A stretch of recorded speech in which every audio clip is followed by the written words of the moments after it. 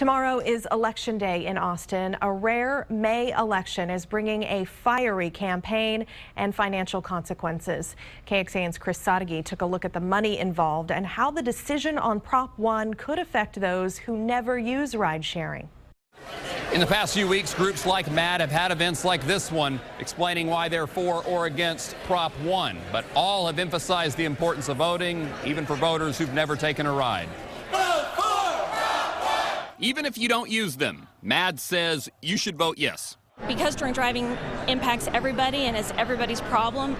Even if you don't use them, the Firefighter Association says you should vote no. They can actually block a lane and impede traffic. They're trying to write their own regulations. Even if you don't use them, Austin voters will pay for an election. They were asked to plan for about an $800,000 expenditure. Typically, the city of Austin has help when conducting elections, but because a petition put this one in May and there's just one prop, it will cost them. It's all on its own, so it's going to have to foot the whole bill. We're proud to be endorsed by Mothers Against Drunk Driving.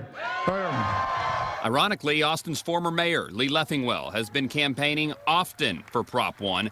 We ask about the jabs that say he's getting paid to lend his support. Well, is that true, and do you have any response to those people? Well, I would just ask him to look at the record. I was an original supporter. I am being paid by the campaign. I'm doing this is because I believe in the cause.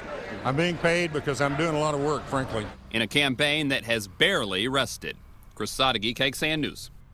The Travis County Clerk tells us there haven't been any major problems at the polls, but they have asked people to respect the 100-foot boundary at voting locations. It's an offense if you campaign for any candidate, measure, or political party within 100 feet of a polling place. So what can you expect when you turn up to vote? The clerk's office says it'll be pretty busy.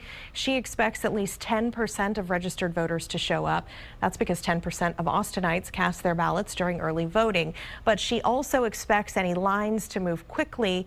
That's because there is only one issue to vote on. If you still need more research to do before you head to the polls, KXAN's Amanda Dugan explains the basics on our website. Let's talk a little Prop 1.